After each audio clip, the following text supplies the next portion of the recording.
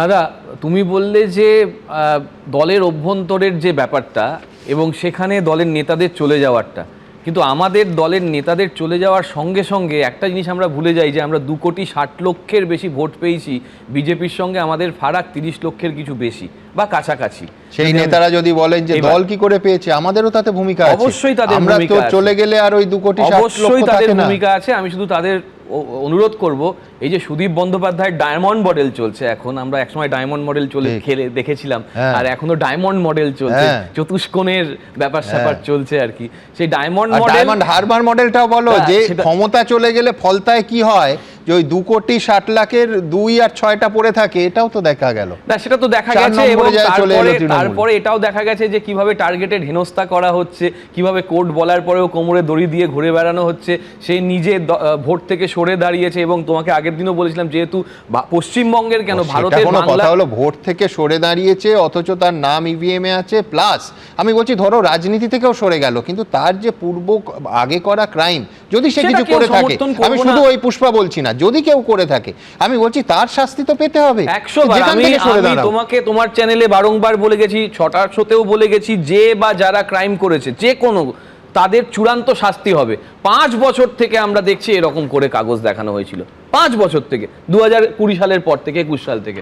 কোথায় কোন টাকা আছে, কি আছে, দাদারা বারবার এখানে বলে গিয়েছেন কোথায় দুর্নীতি হয়েছে, কি হয়েছে। আজকে শুনলাম নাকি পেঁয়াজের খোলস ছাড়ানো হয়ে গিয়েছে, কিন্তু কোথাও গিয়ে টার্গেটেড হেনস্থা করছে না। অভিষেকের নামে কোনো এফআইআর আছে? কোনো এফআইআর আছে অভিষেকের নামে?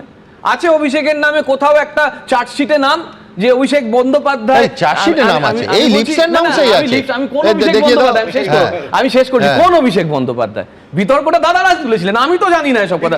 না, দাদারা বলেছিলেন, দাদা বলেছিলেন। দাদা সেটা আমি বলে দিই, তুমি বলেছিলে তারপরে সেই ইনভেস্টিগেশন চার্জশিটটা দেখিয়ে দাও, বলে চার্জশিটে অভিষেকের নাম আছে কিনা। মানে এটা কোন অভিষেক বন্দ্যোপাধ্যায়? বিতর্কটা কিন্তু এসেছিল, আমি জানি না। অপেক্ষা করো, আমি সেটা তুমি দেখাবে, অপেক্ষা করতে হবে। আমি বলছি অপেক্ষা করো, এইখানেই প্রশ্ন, অপেক্ষা করতে হবে। পেঁয়াজের খোসা ছাড়ানো হয়ে গেছে, অপেক্ষা করতে হবে। আর তো দেখছি প্রকৃত লিকের সরকার চলছে দাদা, প্রকৃত লিকের সরকার চলছে। মানে প্রশ্নপত্র 83 বার লিক হয়েছে, আর একবার যোগ করে দাও 84। তোমার কাছে 3টে প্রশ্ন চলে এসেছে, জনসমক্ষে 3টে প্রশ্ন চলে এসেছে। না, 3টে প্রশ্ন, হ্যাঁ জনসভা, সেটাই তো আমাদের কাজ।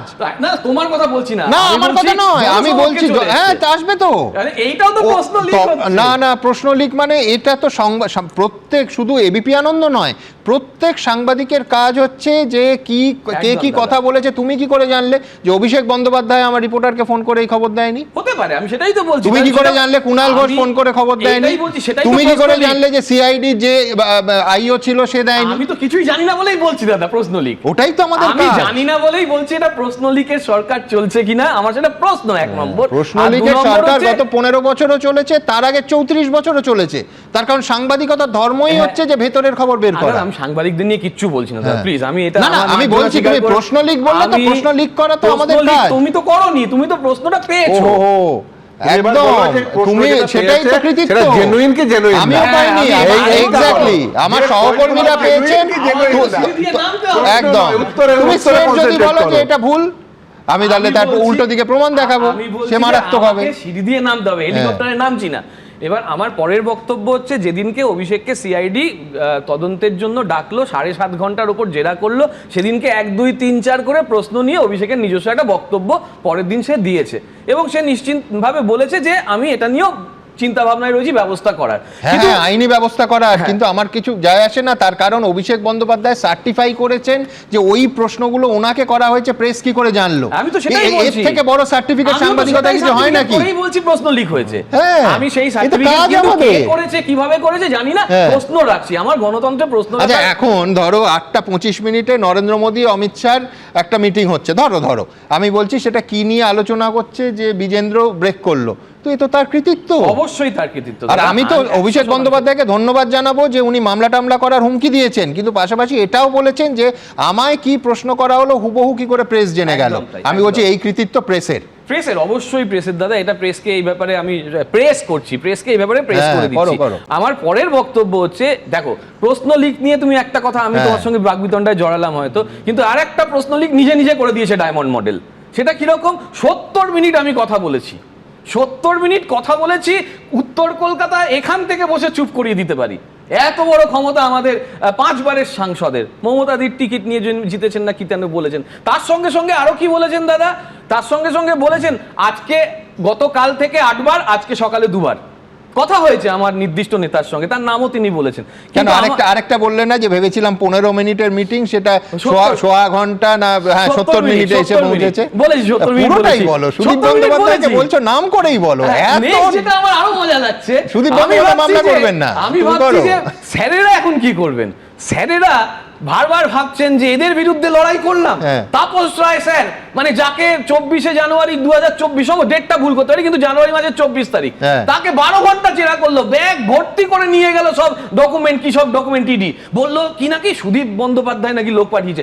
আমার সুদীপ দাকে অপমান করলো তাপস দা, অথবা আমার তাপস দাকে, মানে দুজনেই তখন আমার, তো তখন আমার তাপস দাকে সুদীপ দা ভুল বলেছিল না আমার সুদীপ দাকে তখন আমার তাপস দা ভুল বলেছিল, আমি জানি না, কিন্তু দুজনকে আজকে একসঙ্গে বসতে হবে। কুণাল দা অভিযোগ করেছেন এই সজল দা বা তাপস নাকি, কিন্তু বটম লাইনটা প্রদীপ্ত হচ্ছে, দর্শকদের আর গুলিয়ে যাওয়ার আগে বলি, নাকি প্রদীপ্তর নেত্রী দুজনের কাউকে বুঝতে পারেননি, এটা হতে পারে, যেটা হওয়ার চান্স বেশি, কাউকে চিনতে পারেননি। নেত্রীর একটা বড় গুণ হচ্ছে তিনি অসম্ভব মমতাময়ী এবং তিনি বারংবার সমস্ত কিছুকে ক্ষমাও করে দিয়েছেন। এটা তুমি ইতিহাস দেখলেই জানবে, সেটা সোমেন মিত্র একটা বড় উদাহরণ আছে। সোমেন মিত্র স্যার আমাদের হয়ে ভোটেও জিতেছেন। সোমেন মিত্র কেন, ধরো কুণাল ঘোষ বলেছিলেন সারদার মূল বেনিফিশিয়ারি মমতা বন্দ্যোপাধ্যায়, যাকে চাণক্য বলা হতো তিনি নিজে। আবার উল্টোটাও যে মানে কুণাল ঘোষকে এই সরকারি জেল খাটিয়েছে 3.5 বছর, যন্ত্রণা দিয়েছে, ডাক্তার দেয়নি। কিন্তু আমি কিন্তু তুমি শেষে এটা বললে না যে তুমি কাকে সাপোর্ট করছো, কে ঠিক বলছেন, কুণাল ঘোষ না অভিষেক বন্দ্যোপাধ্যায়?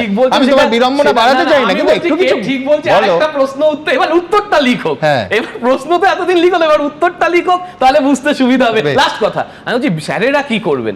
স্যারেরা তো লড়াই করলেন এই 80 জন বিধায়কের বিরুদ্ধে, তার মধ্যে নাকি 65 জন বলছে আমরা সেফটি নিয়ে বেঁচে আছি। ছেড়ে দিন, ওরা তো না হয় তাও বিরোধী দলে আছে।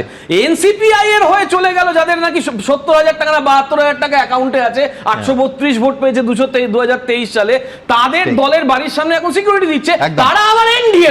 এবিপি আনন্দ, এগিয়ে থাকে, এগিয়ে রাখে।